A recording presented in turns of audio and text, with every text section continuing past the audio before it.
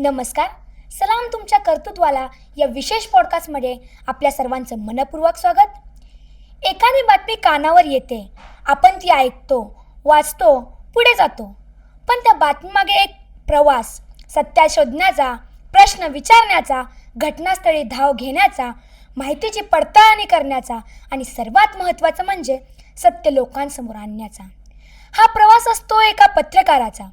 आज आपण अशाच एका व्यक्तिमत्वाशी मनमोकळा संवाद साधणार आहोत, ज्यांनी पत्रकारितेच्या क्षेत्रात काम करत असताना अनेक अनुभव घेतले, अनेक घटना जवळून पाहिल्या आणि पत्रकारितेच्या बदलचं स्वरूप साक्षीदार बनले.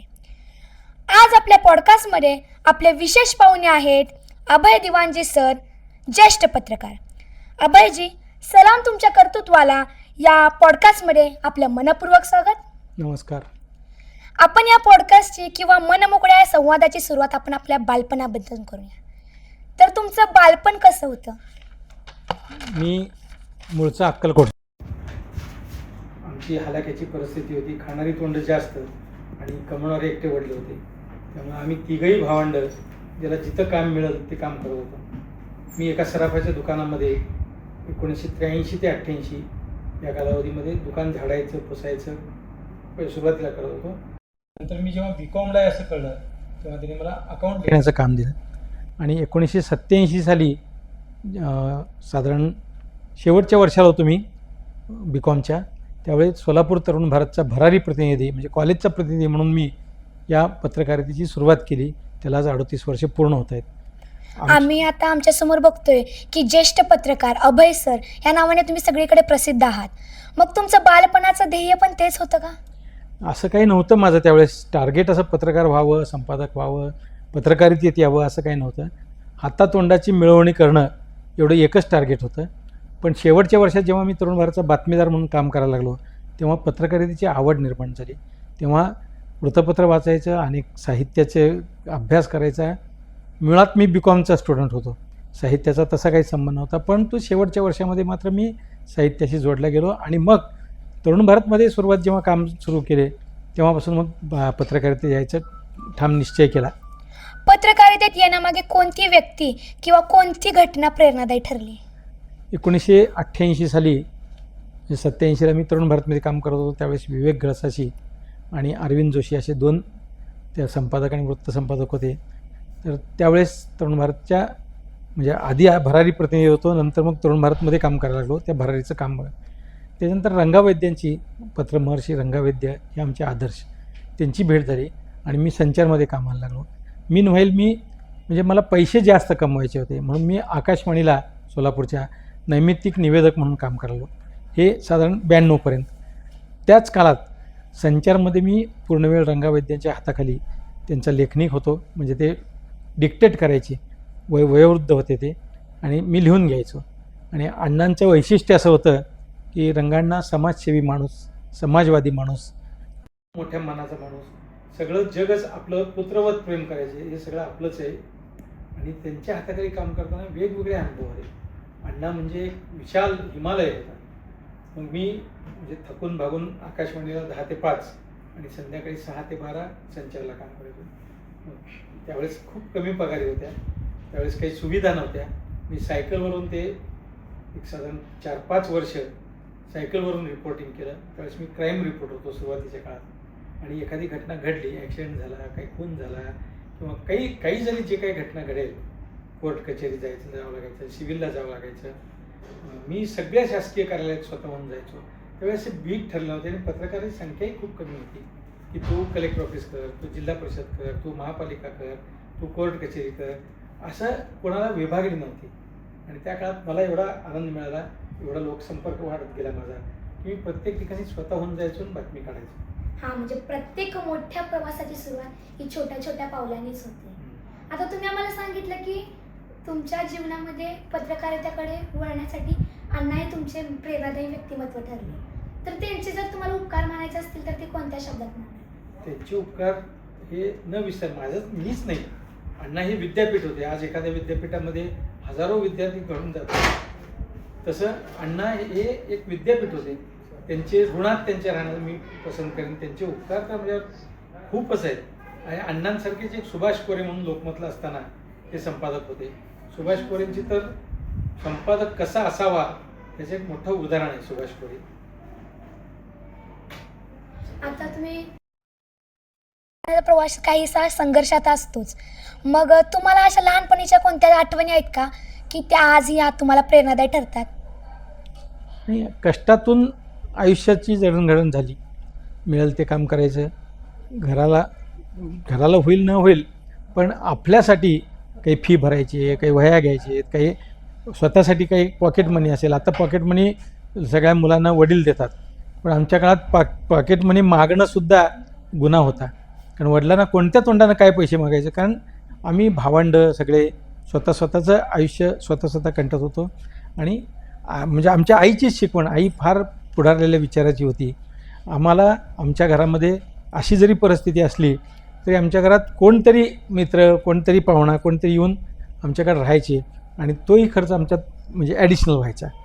आता तुम्ही एवढे मोठे पत्रकार आहात, मग तुमच्या जीवनामध्ये तुमच्या आई वडिलांची किंवा अशी कोणत्या व्यक्तीची तुम्हाला जास्त साथ लाभली? लग्न व्हायच्या आधी नो डाऊट आईचा सपोर्ट होता. वडिलांना पत्रकार म्हणजे काय किंवा शिक्षण काय होतं हे काय कळायचं नाही. तसंच शिक्षण त्यांचं खूप कमी होतं. परंतु वडील एस टीने यायला लागले, कुणावर अन्याय झाला, माझ्या मुलाला बातमी आऊट करायला लावेन तुमची, असं त्या लोकांना दम द्यायचे. त्यांना तेव्हा कळायचं की मुलगा पत्रकार आहे. आईचे फार सपोर्ट होता आईचा. लग्नानंतर मात्र माझ्या पत्नीनं 1996ला माझं लग्न झालं.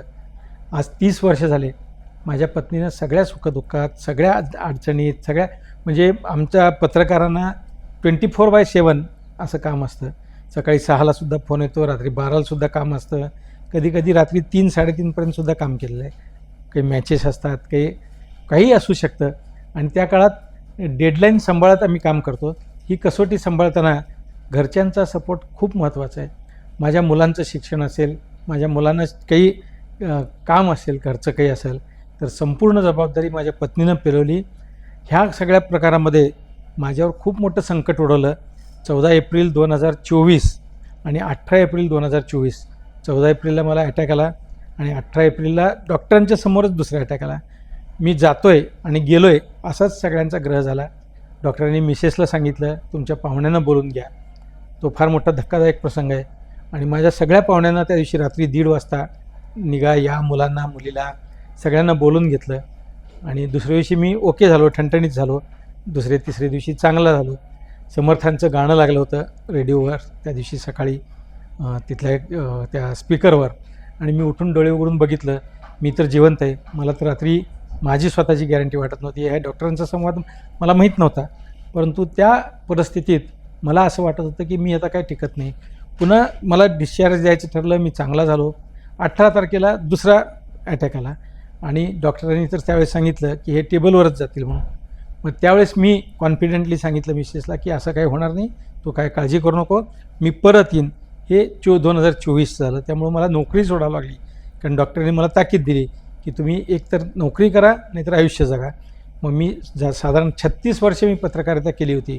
त्यात मध्यंतरी 2013लासुद्धा मला एकदा स्वाईन फ्लूचा अटॅक आला, स्वाईन फ्लू झाला होता. तो स्वाईन फ्लू म्हणजे असा होता की सोलापुरात 9 लोक गेले होते आणि मी 10वा होतो. माझं सुदैव एवढं की माझ्या पत्नीनं पटापट डिसिजन घेतलं आणि पुण्याला ट्रान्सफर केलं. आणि पुण्याच्या एका मोठ्या हॉस्पिटलमध्ये माझ्यावर उपचार झाले. 83% इन्फेक्शन आहेत असं सांगितलं. त्या इन्फेक्शनमधूनसुद्धा मी समर्थ कृपेने परत आलो. काही आता काय राहिलं माहीत नाही, पण काहीतरी आयुष्यात करायचं बाकी आहे, म्हणून माझं पुढचं आयुष्य आहे असं मला वाटतंय. आता तुमच्या या बोलण्यातून आम्हाला समजलं की समर्थांचीच कृपा म्हणतात, स्वामी समर्थांची कृपा. तर तुम्हाला वाटतं का की ही देवाची कृपा आहे, त्याच्यामुळेच तुम्ही आतापर्यंत जिवंत आहात? देव आहे का नाही हे कोणी सांगू शकत नाही. मलाही माहीत नाही देव आहे का नाही, परंतु एक अशी शक्ती आहे. आता मी अक्कलकोटचा असल्यानं आम्ही स्वामी महाराजांच्या मंदिरातच मागं राहत होतो. स्वामी महाराजांचं मंदिर पुसायचं, झाडायचं आणि समर्थांची सेवा करायची. मीच नाही, माझा भाऊ, माझी आई, माझे सगळं कुटुंब. कारण मंदिराच्या मागच्या बाजूला आमचं घर होतं. आणि त्या काळात माहीत नाही काय दर वर्षाला 10,000 लोक येत होते. परंतु 1988 साली अक्कलकोटला अन्नछत्र मंडळ सुरू झालं आणि खूप सुविधा झाल्या दळणवळणाच्या. आता तुम्ही अक्कलकोटला कुठूनही कधी येऊ शकता. त्या काळात इतके रोडची सुविधा नव्हती, रेल्वेची सुविधा नव्हती. आता तर विमानसुद्धा सोलापूरपर्यंत सुरू झालेलं आहे. या सगळ्या सुविधा झाल्या आणि अक्कलकोटला जेवणाची आणि राहण्याची सुविधा झाली. मंदिर समितीकडनंही झाले, अन्नछत्र मंडळाकडूनही झाले. त्यामुळे आता दिवसाकाठी 20-25 हजार लोक ॲव्हरेज, म्हणजे तुम्ही गुरुपौर्णिमेला अक्कलकोटला आलात तर 2-3 लाख लोक असतात. तुम्ही जर गुरुवारी आलात, रविवार शनिवार जोडून सुट्ट्या आल्या तर 2-4 लाख लोक अक्कलकोटला येतात. अक्कलकोटचा महिमाच वेगळा आहे आणि आम्ही स्वामी भक्ती करत होतो. त्यामुळं माझा असा स्वतःचा आहे की तू समर्थ आहेस, तू स्वतःचं स्वतः जगू शकतोस आणि अशा संकट काळात समर्थ पाठीशी आहेत असा माझा भाव आहे. देव आहे का नाही मला माहीत नाही, दत्ताचा अवतार आहे समर्थ असं मी मानतो. कोण माणूस कसा विचार करेल हे आपल्याला माहीत नाही. कोणी साशंक असते ह्याच्या बाबतीत, कोणी देव आहे असं म्हणते, कोणी नाही असं म्हणते. पण माझ्या मते तरी आमच्या पूर्ण कुटुंबाच्या पाठीशी, माझ्या पाठीशी समर्थांचा आशीर्वाद आहे असं मला वाटतं. आमच्यासमोर बसलेले सर्वात मोठे स्वामी भक्त किंवा ज्येष्ठ पत्रकार किंवा मोठ्या संघर्षातून आलेला माणूस लहानपणी बालपणीच्या काही गणती करत होता का? खूप होत्या. सगळे शाळेतले, म्हणजे मी काही फार स्कॉलर नव्हतो, फार हुशार नव्हतो. माझा मोठा भाऊ खूप हुशार होता आणि आम्ही दोघंही धाकटे. मी तर ॲव्हरेज होतो. मला 10वीला तर 58% मार्क आहेत, 12वीला 55% मार्क आहेत. मार्कात काही नाही आहे. पण आपण जर एखादं ध्येय ठरवलं, आपण जर काही स्वतःची खूणगाठ बांधली आयुष्याची की मला हे व्हायचं आहे, माझी इच्छा पूर्ण, माझी अनेक वर्षापासून इच्छा होती पत्रकारितेत आल्यापासून मला सकाळचं संपादक व्हायचं असं मी ठरवलं होतं. आणि माझ्या शेवटच्या 9 वर्षाच्या काळात मी 9 वर्ष सोलापूरच्या सकाळचा निवासी संपादक होतो आणि हे गाठण्यासाठी अनेक अडथळे, अनेक शर्यती, अनेक काय खाचखळगे हे सगळं पार करत करत मी सकाळचा संपादक झालो. हा माझ्या आयुष्यातला सर्वोच्च आनंदाचा क्षण आहे. आता तुम्ही बालपणी होता तेव्हा तुम्हाला अशी बोलण्याची ती आवड होती का की ज्यामुळे तुम्ही आता एवढे मोठे पत्रकार आहात? एक सगळ्यात अत्यंत महत्त्वाची एक गोष्ट अशी आहे की मी कॉलेजच्या शेवटच्या सेकंड इयर आणि थर्ड इयर अशा वर्षात असताना आमच्याकडं कॉलेजमध्ये NSS राष्ट्रीय सेवा योजना या एक NCC जसं असते तसं एक सामाजिक कामाचे एक विषय होता. म्हणजे अभ्यासक्रमातला नव्हता पण सोशल ॲक्टिव्हिटी करायचं ते काम होतं. Mallinath Kalshetti sir, doctor Mallinath Kalshetti sir, ते IAS झाले आता आणि ते कलेक्टर होते आत्ता, पण आमचे ते सर होते आणि ते NSSचे कोऑर्डिनेटर होते. अमोक्षसिद्ध बोधले म्हणून एक आमचे NSSचे कोऑर्डिनेटर होते. आता ते वारले अमोक्षसिद्ध बोधले. आणि मल्लीनाथ कलशेट्टी सर आता यशदामध्ये ट्रेनिंग सेंटरला महासंचालक आहेत. तर ह्या त्यांच्या हाताखाली काम करताना आणि हे सगळं शिकताना कॉलेजच्या काळातच आमच्यावर एक जडणघडण झाली आणि व्यक्तिमत्व विकास झाला. कार्यक्रमाचं नियोजन करणं, कार्यक्रमाचं सूत्रसंचालन करणं, कार्यक्रमात भाषण करणं. आणि आम्हाला त्या काळात आम्हाला घरनं पॉकेट मनी मिळत नव्हतं हे सांगितलं. मग आम्ही प्राचार्यांकडं काही मित्र जायचो, सर स्वामी विवेकानंदांची जयंती आहे 12 जानेवारी आहे, आपल्याला वक्तृत्व स्पर्धा घेतल्या पाहिजेत. सर आता अमुक काहीतरी आहे तर सामान्य ज्ञान स्पर्धा घेतल्या पाहिजेत. सर युवा महोत्सव आहे त्याच्यामध्ये निबंध स्पर्धा घेतल्या पाहिजेत. त्या काळात 5-10 रुपये बक्षीस मिळायचं. पण पहिला नंबर काढायचा आपण सोडायचं नाही. वक्तृत्व स्पर्धा असतील, निबंध स्पर्धा असतील, सामान्य स्पर्धा असतील. आणि हे NSSच्या माध्यमातून माझी जडणघडण झाली आणि मला त्या काळात स्टेज डेअरिंग, नेतृत्व गुण आणि हे सगळं करायला मिळालं. संधी चालून आली आणि मी त्या ह्याच्यात जडणघडण होत गेली माझी आणि त्यात पडत गेलो. आणि आत्ता मी व्यासपीठावरून 2 तासाचं भाषण देऊ शकतो, मी बोलू शकतो. मी एक संपादक म्हणजे नेतृत्व गुण, मी त्या गुणाचा तिथं मला खूप मोठा फायदा झाला. आता आम्ही म्हणजे कुठल्या पण मोठ्या प्रवासाची सुरुवात किंवा त्याची जडणघडण आपल्या आधीच मनावर झाली असते किंवा तेव्हापासूनच त्याची तयारी होते असं आपल्याला कळलं. आता तुम्ही पत्रकार होता तर त्याच्यामधली तुम्ही म्हणजे पत्रकाराचा तुम्ही जर अभ्यास केला त्यातील तुमची पहिली पायरी कोणती होती? मी 1987 साली तरुण भारतचा भरारी प्रतिनिधी होतो. अगदी छोटा, कॉलेजच्या बातम्या द्यायच्या आणि तरुणांना पत्रकारितेवर वळवण्यासाठी ते एक विद्यापीठच होतं. तिथून मी आकाशवाणीलाही काम करत होतो, रंगावैद्यांच्या हाताखाली संचारलाही काम करत होतो, बातमीदार म्हणून काम करत होतो. त्याच्यानंतर 12 वर्ष मी लोकमतला उपसंपादक म्हणून काम करत होतो. लोकमतमध्ये खूप मोठ्या प्रमाणावर मला खूप चॅलेंजेस मिळाले, काम करायला संधी मिळाली. लोकमतनंतर मी सकाळमध्ये 2 वर्ष काम केलं वरिष्ठ उपसंपादक म्हणून. हे पुढचा टप्पा होता. तिथून मी परत पुढारीला 6 वर्ष काम केलं, वृत्त विभाग प्रमुख म्हणजे न्यूज एडिटरचं एक कॅटेगरीचं होतं. त्याच्यानंतर 6 वर्षात तिथे काम केल्यानंतर शेवटच्या टप्प्यामध्ये मी वृत्तसंपादक सकाळला सहयोगी संपादक आणि निवासी संपादक असे 3 प्रमोशन घेऊन मी सकाळमध्ये साधारण एक 12-13 वर्ष मी काम केलं. एवढ्या मोठ्या प्रवासात तुम्हाला असं कधी वाटलं का की आता वृत्तपत्रिकार म्हणजे पत्रकार बनणं सोडून द्यावं? माझ्या आयुष्यातला सगळ्यात मोठा आनंद काय आहे तर कामातील बदल. आणि वृत्तपत्रसृष्टीमध्ये काम करताना तुम्हाला रोज नवीन चॅलेंजेस मिळतात. कामातला बदल म्हणजे काय, आज मी क्राईम रिपोर्टर केलं, ह्या महिन्याभरात केलं, दुसऱ्या महिन्यात जिल्हा परिषदचं काम बघितलं, तिसऱ्या महिन्यात मी कलेक्टर ऑफिसचं बघितलं, चौथ्या महिन्यात राजकीय बीड बघितलं. कामातला बदल असेल आणि वृत्तपत्रसृष्टीत जर एखादा माणूस काम करत असेल तर तो बाहेर पडत नाही. कारण एक समाजातलं स्थान, लोकांचा बघण्याचा आपल्याकडचा दृष्टिकोन आणि मी तर एवढ्या वर्ष 36 वर्ष काम करत होतो. आता मी रिटायर झाल्यावर सुद्धा अजून समाजातला सन्मान लोक रिटायर झाल्यावर कोणी विचारत नाही. पण माझं स्वतःच मी संस्थाच बनलो. मी अनेकांना अनेक पद्धतीनं मी मदत करत गेलो. आणि सकाळचं धोरण असं होतं की आपण सकारात्मक पद्धतीनं सोल्युशन बेस्ड म्हणजे कुठल्याही प्रश्न निर्माण करण्यापेक्षा कचरा आहे का आहे, रस्ता नाही का नाही आहे, पाणी मिळत नाही आहे, हे इन्फ्रास्ट्रक्चर झालं. पण मोठमोठ्या गोष्टीकडे बघण्याचा आपला दृष्टिकोन आपण जर सकारात्मक ठेवला, हे प्रश्न सोडवायचं कसं. आम्ही श्रमदानातून ते प्रश्न सोडवले. आम्ही समाजाला एकत्र केलं. आम्ही म्हणजे झाडं लावली.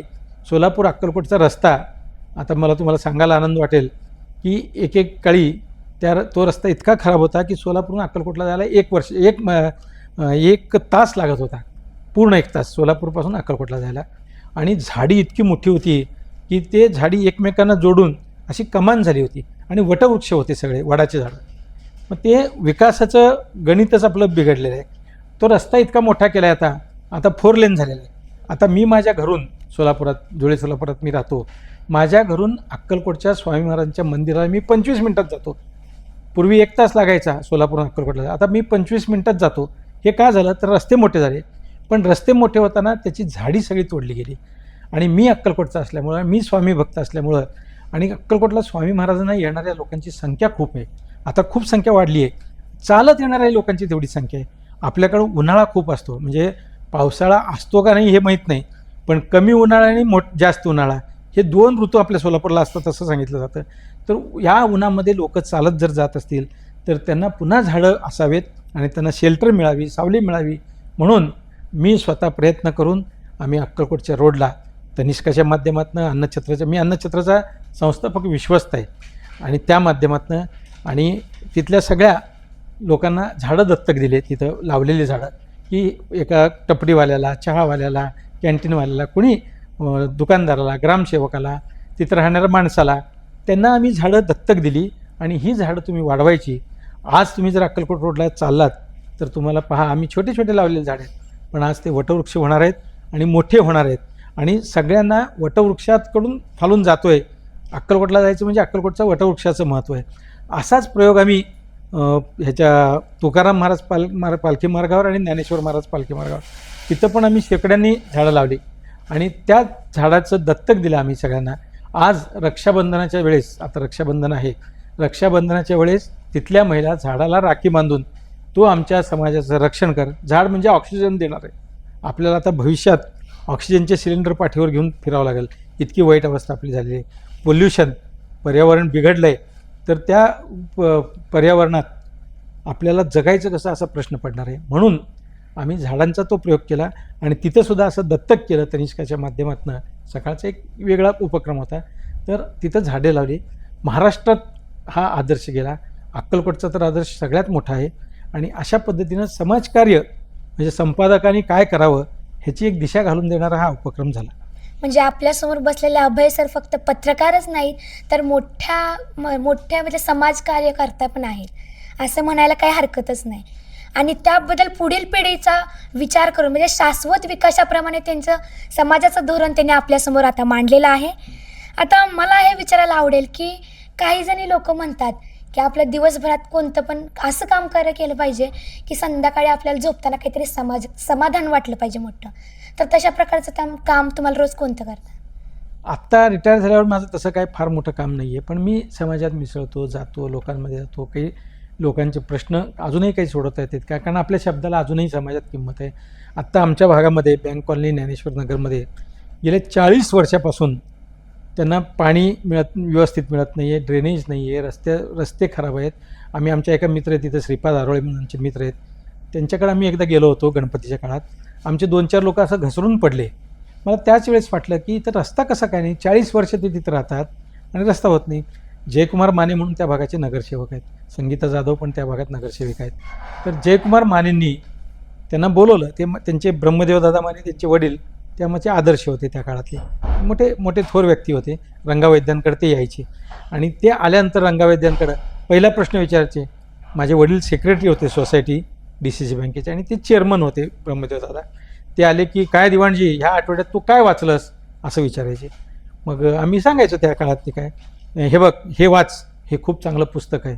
एक धनंजय माने म्हणून वकील आहेत, प्रख्यात वकील ॲडव्होकेट, ते सुद्धा ह्या आठवड्यात अभयराव काय वाचलं असं विचारायचे आणि ते एक पुस्तक द्यायचे. आमची जडणघडण अशा लोकांच्या माध्यमातून झाली.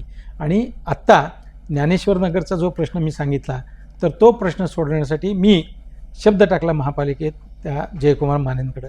आम्ही त्याचं भूमिपूजन केलं, तिथं पाईप आले. आत्ता त्यांना पाण्याची चांगली सोय आत्ता होणार आहे. हे पाईपलाईन टाकल्यानंतर रस्त्याची सोय होणार आहे आणि आत्ता लाईटची सोय. म्हणजे 40 वर्षानंतर त्या लोकांना, मी रिटायर झालो तरी या लोकांनी मदत करून ते काम केलेलं आहे. असं आपलं एक चांगलं काम करायचं. आता मला तुम्ही विचारताय की झोप लागते का? खूप छान झोप लागते. आत्तासुद्धा खूप छान. एवढं चांगलं काम केल्यावर का लागणार नाही? संपादक असताना तर मी अशी 100 कामं सांगेन की मी पेपरमध्ये मांडला प्रश्न, तो प्रश्न सुटला, अशा अनेक विषय आहेत. जेव्हा तुम्ही पहिल्यांदा बातमी केली होती तेव्हा तुमच्या मनात काय भावना आल्या? पहिल्यांदा मी म्हणजे तरुण भारतला असताना कॉलेजच्या बातम्या देत होतो, कॉलेजमध्ये घडलेल्या, आणि ते नावानं छापून येत होते. ते नावानं छापून आले, ते छोटे छोटे कटिंग असायचे, ते मी सांभाळून ठेवायचो. ते आमच्या इथं कॉलेजच्या त्या बोर्डवर ते लावले जायचे आणि नोटीस बोर्डवर. नंतर मी जेव्हा क्राईम रिपोर्टर झाले, त्या क्राईम रिपोर्टर झालेल्या असताना त्या काळात अनेक अशा घटना आहेत की ज्या मी स्वतः कव्हर केल्या आणि नावानं दिल्या. अनेक फसवणुकीचे प्रकार झाले, त्याला उजेडात आणलं. अशा अनेक शोधपत्रकारितेतल्या अनेक गोष्टी केलेल्या आहेत. मी त्या काळात हुबळीला गेलो होतो आणि हुबळीमध्ये तिथं तिरंगा फडकवायचा एक कार्यक्रम होता आणि त्या ईदगाह मैदानावर त्याला बंदी होती. ते खूप मोठा कार्यक्रम झाला. अश्रुधुराच्या नळखांड्या पडल्या. आम्ही त्याचं रिपोर्टिंग केलं. मी त्यावेळेस त्या काळात लोकमतला होतो. असा जीव घेणा प्रसंग होता. आणि त्याच्यात म्हणजे कर्नाटकात तर आपल्याला कोण ओळखणार नाही, किमान सोलापुरात कोणीतरी ओळखल करल, जिल्ह्यात ओळखल, महाराष्ट्रात आपण हे करू. पण मी अक्कलकोटचा बॉर्डरवरचा असल्यामुळं कन्नड भाषा मला येते आणि त्यामुळं मला ते त्या रिपोर्टिंगला पाठवलं होतं आणि त्याचं रिपोर्टिंग माझ्या स्मरणात कायमस्वरूपी राहिलेलं आहे. आता जेव्हा तुमची पहिल्यांदा बातमी प्रसिद्ध झाली तेव्हा तुमच्या कुटुंबाची काय प्रतिक्रिया होती? हां, मग ते तुम्हाला मगाशी मी सांगितलं की माझे वडील म्हणायचे, तुझी पेपरला बातमी आउट करेन, माझा मुलगा पत्रकार आहे. त्यांना बाकी काही माहीत नव्हतं, पण पेपरला छापून आल्यानंतर ते भोळ्या भाबड्या मनाला असं वाटायचं की यांचे प्रश्न सुटल, तर ते असं सांगायचे. आणि त्यांच्या त्या म्हणजे प्राऊड फिलिंग जे आहे त्याचा मला खूप आनंद व्हायचा. मी सरकारी नोकरी करू शकलो असतो, मी बँकेत सिलेक्ट झालो, मी कोर्टात सिलेक्ट झालो होतो, पुण्याच्या कोर्टामध्ये. पण त्या सुभाष कोरे साहेबांनी मला सांगितलं की अभय, तुला हे पत्रकारिता करायची, त्या कोर्टात काय करतो रे तू जाऊन, ते काय सरकारी नोकरी आहे. मला तिकडं जायची दिशा बदलून त्यांनी मला पुन्हा पत्रकारितेत ठेवलं. तू मोठा संपादक होशील एक दिवस, असं त्यांनी त्या काळात, म्हणजे ही तर 92-93ची गोष्ट आहे. आता तुमच्या काळात पत्रकारितेमध्ये टिकून राहण्यासाठी कोणत्या गोष्टी आवश्यक होत्या? हां, त्यावेळेस वृत्तपत्रांची संख्या कमी होती आणि आमच्यामध्ये कॉम्पिटिशन होतं की आमची संख्या थोडी होती.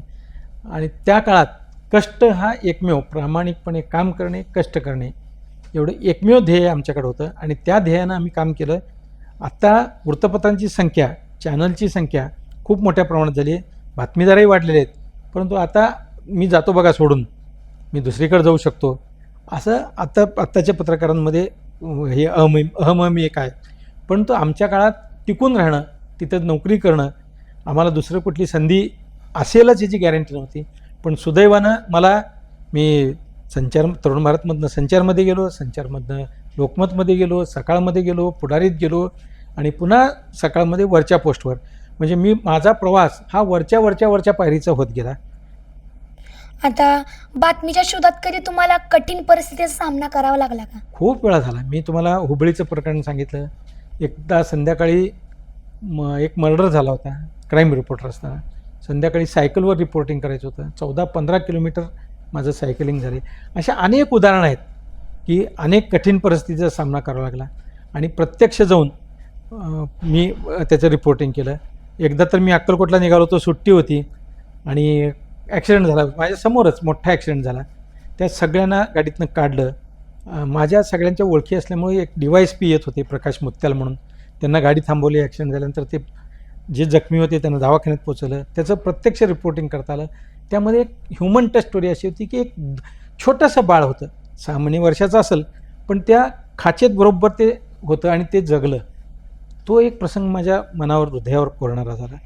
आणि असे असंख्य प्रसंग असे आहेत.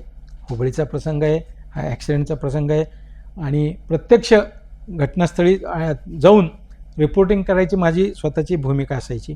सायकलवर होती, नंतर गाडी आल्यानंतर गाडीवर झाली. पण तो प्रत्यक्ष काम करणं जाऊन तिथं, हे चॅलेंजिंग जॉब होता. आणि पत्रकारिता खरं चॅलेंजिंगच जॉब आहे.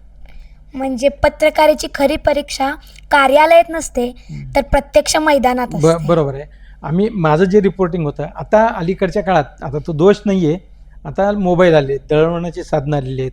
आता मोबाईलवर बातमी येते, मित्र टाकतो, ग्रुपवर येते, ते काढून घ्यायची आणि तुम्ही सगळ्या पेपरला एक प्रकारचीच बातमी आपल्याला दिसते. ते त्याचा नमुना आहे. पण आमच्याकडं कॉम्पिटिशन आमचं असं होतं की इतर वृत्तपत्रापेक्षा, जरी घटना ती असली, इतर वृत्तपत्रापेक्षा आपल्याकडे वेगळ्या पद्धतीची बातमी यावी आणि कॉम्पिटिशनमध्ये आपण टिकून राहावं. माझ्या काळातला एक प्रसंग असा होता, आता हे मैदानावरचं होते.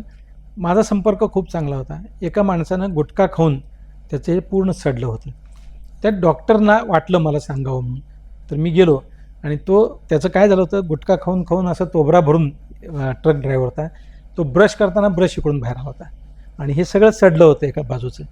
आम्ही ती फोटोसहित ऑल एडिशनला मी बातमी छापली आणि सलग त्याचे 8 दिवस ते बातमीची मालिका चालली. त्या काळात 5,000, 10,000 अंक वाढला आणि गुटख्याची पहिली बातमी, गुटख्याच्या विरोधातली, मी पहिल्यांदा छापली आणि सरकारनं त्याच्यावर गुटखाबंदीचा तो कायदा आणला.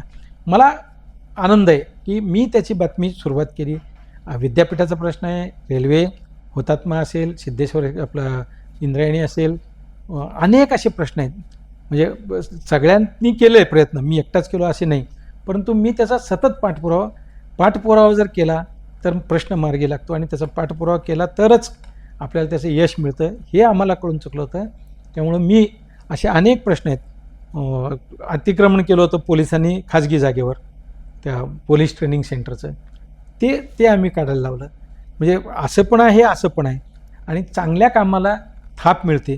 आणि माझ्या अनेक, म्हणजे 100 अशा एक गोष्टी सांगू शकतो मी, की मी अनेक गोष्टी अशा केल्या की ज्याच्यामुळं समाजात सकारात्मक परिणाम होऊ शकला. माझं सगळ्यात एक मोठं उदाहरण आहे ज्याचं मला आयुष्यात म्हणजे प्राऊड फिलिंग आहे आणि आनंद मिळतो आहे.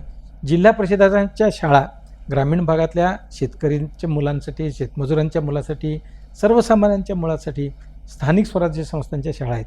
जिल्हा परिषदच्या शाळा, पण त्याला नाव देऊ, शहरात पण आहेत त्या महापालिकेच्या.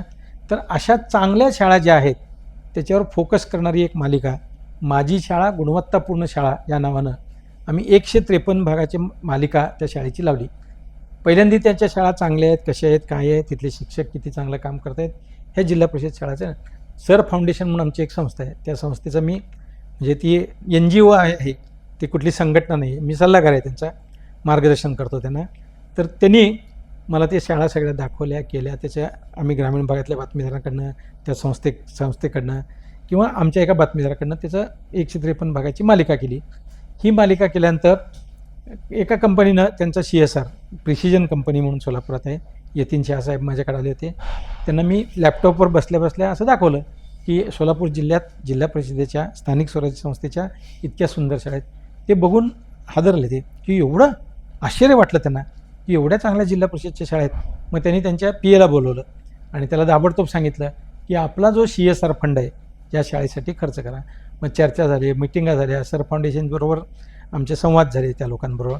तर इंटरॅक्शन कॅमेरासहित डिजिटल शाळा करायचं आमचं ठरलं. पहिल्या वर्षी 50 शाळा केल्या, दुसऱ्या वर्षी 50 केल्या, तिसऱ्या वर्षी 50 केल्या. नंतर मी त्यांच्या मागं लागून आम्ही त्या शाळेला सोलर पॅनल बसून घ्यायला लागलं. कारण जिल्हा परिषद शाळेला लाईट बिल भरायला पैसे नाही आहेत, तरतूद नाही आहे. मग अशा शाळांचा एक चांगला घटक तयार झाला विद्यार्थ्यांचा आणि चांगली झाली आणि मुलांना डिजिटलवर शिकायला संधी मिळाली. त्या काळात IIM अहमदाबाद तिथले विद्यार्थी आले, त्यांनी केस स्टडी केली, माझी मुलाखत घेतली. तुम्ही म्हणजे मीडियाचं हे काही काम नाही आहे. मीडियाचं काम काय आहे? बातमी झाली, बातमी घडली, बातमी देणं, चांगल्या काही घटना असतील ते देणं. तुम्ही हे बातमी छापली, हे करायला लावलं आणि आज समाजामध्ये डिजिटल लर्निंग विद्यार्थ्यांना तुम्ही दिलं तर त्यांनी त्यांच्या एक पेपर प्रसिद्ध केला. ते वर्ल्ड वाईड गेला, जगभरात तो पेपर प्रसिद्ध झाला. मला इतकं समाधान वाटलं की आपलं काहीतरी करतो ते चांगलं होतं आहे. नंतर माहीत नव्हतं 2020ला कोरोना आला. तर कोरोनाच्या काळात मुलं मोबाईलवर खूप अडचणी आल्या, काय रेंज नव्हती, मोबाईल नव्हते, पण मुलांनी घरी बसून मोबाईलवर शिक्षण घेतलं. हे त्यातलं यशकथा झाली.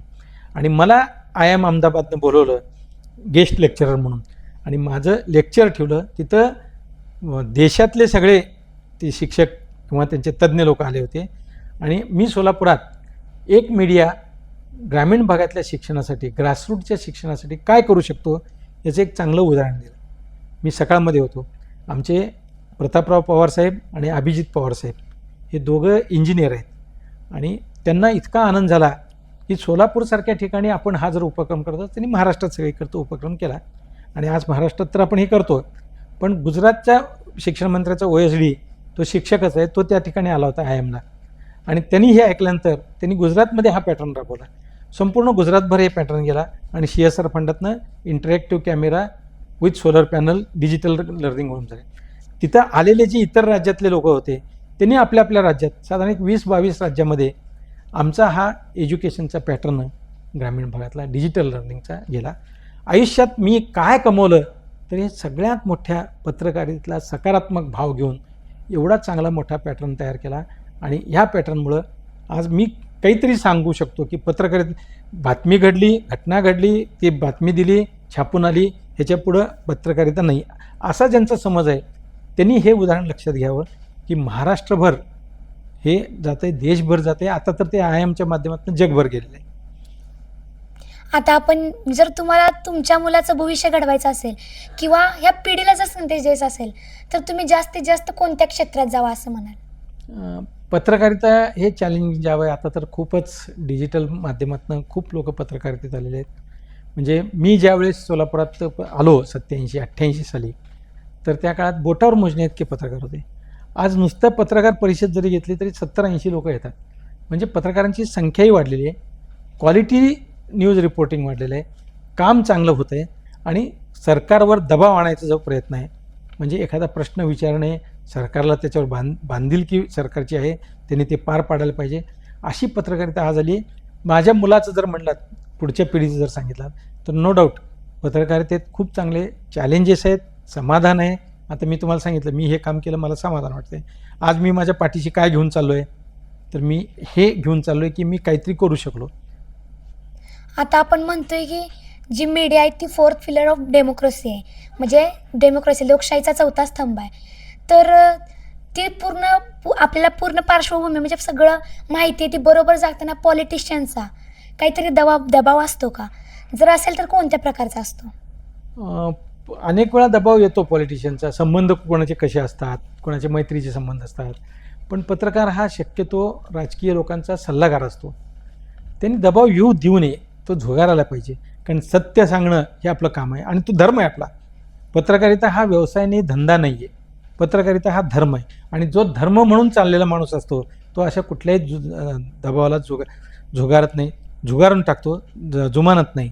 आणि असं जर कोणी करत असेल तर ते चुकीचं आहे. शक्यतो असं फार क्वचित होत असेल, पण आहे आपलं काही प्रत्येक क्षेत्रामध्ये काही वृत्ती आहेत, काही प्रवृत्ती आहेत.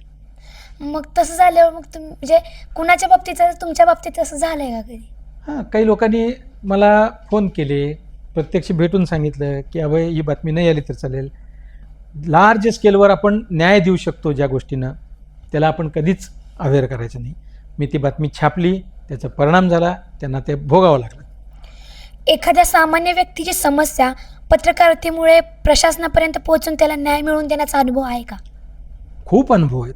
लोकांचे प्रश्न मांडणं हे पत्रकारितेचं आद्य कर्तव्य. लोकांचे प्रश्न मांडण्यासाठीचे हे व्यासपीठ आहे आणि पत्रकारितेच्या माध्यमातून आपण जर मांडलो, म्हणजे छोटी जरी बातमी छापून आली तरी त्याचा इम्पॅक्ट खूप मोठा होतो. यंत्रणा, शासकीय यंत्रणा त्याचं दखल घेतात. न्यायपालिका, प्रशासन आणि ही सगळी ह्याची लोकशाही पद्धतीतली यंत्रणा, संसद असेल किंवा विधिमंडळ, ह्यांच्यावर चौथा स्तंभ म्हणून ही पत्रकारिता दबाव आणत असते.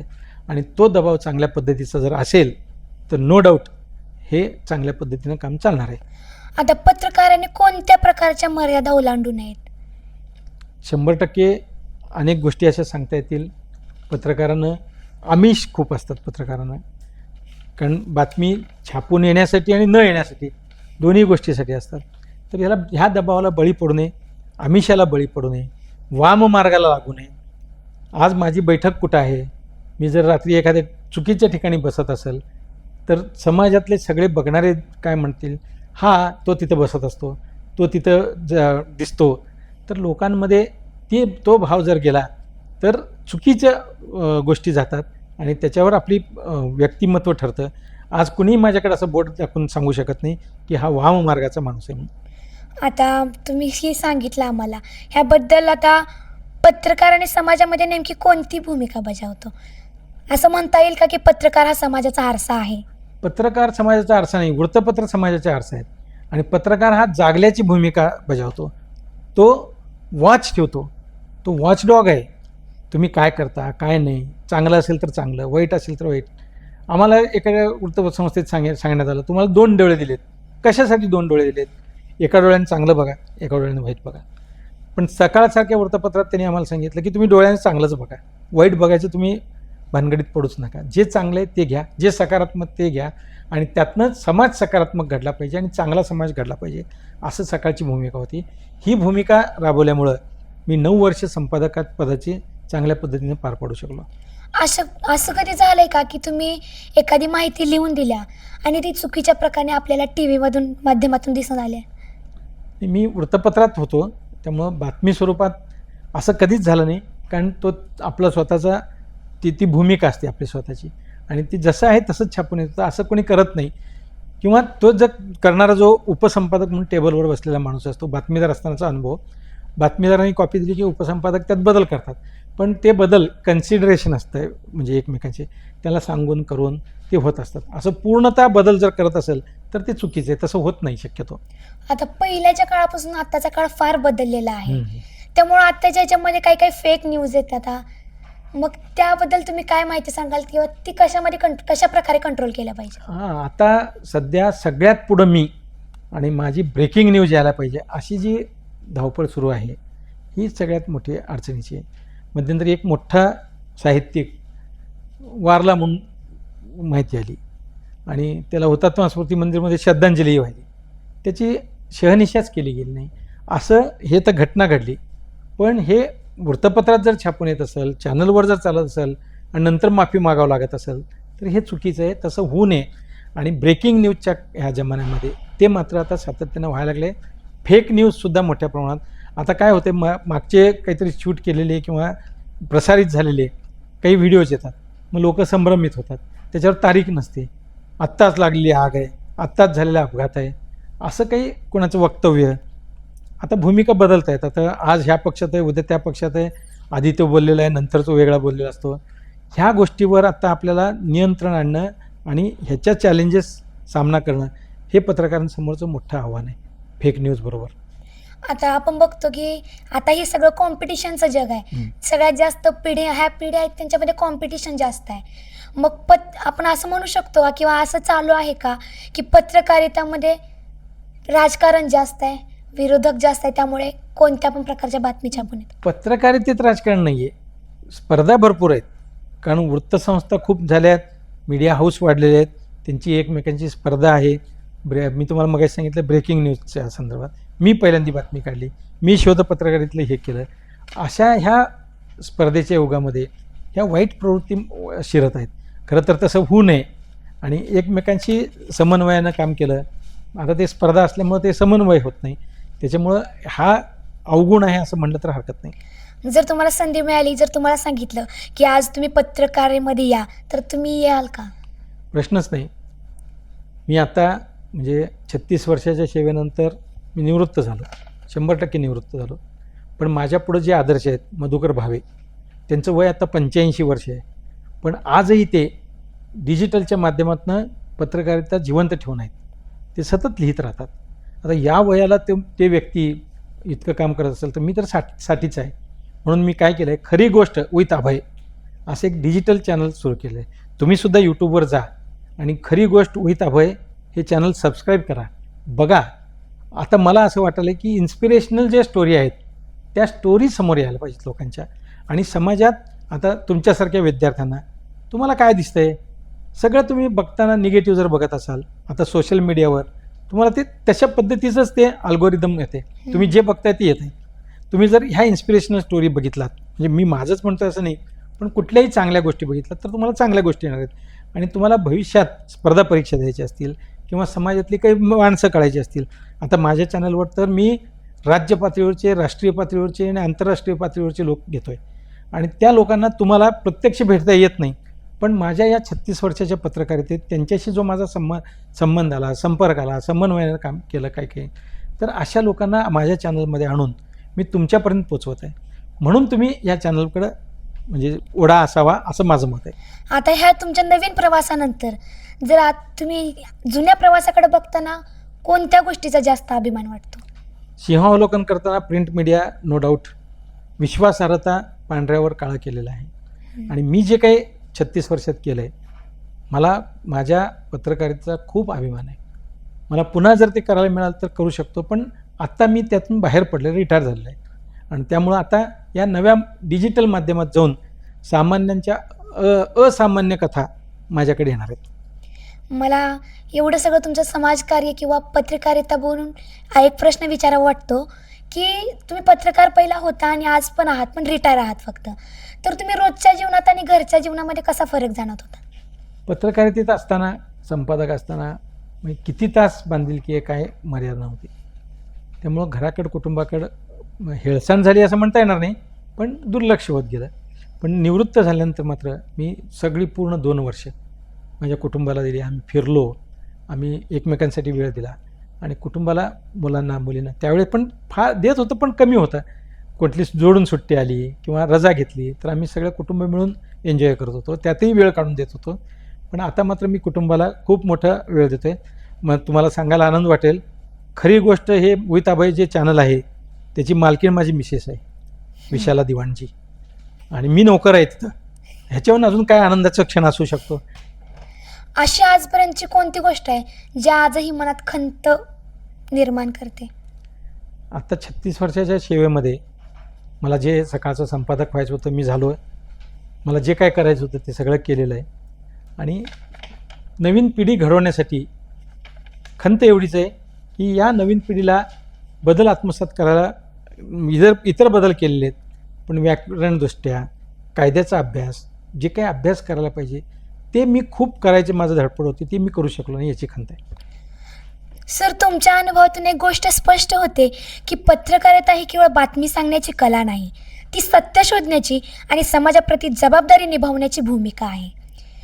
आपला हा संवाद इथे थांबवत आहोत, पण संपवत नाही, कारण आता पुढच्या भागात आपल्यासोबत असणार आहे संचिता माने आणि तुमच्याशी बोलणार आहे आजची पत्रकारिता, social media, digital journalism, fake news, TRP culture, तरुण पत्रकार आणि पत्रकारितेचं भविष्य, या सगळ्या विषयांवर. सर, पार्ट 1 साठी मनपूर्वक धन्यवाद. धन्यवाद.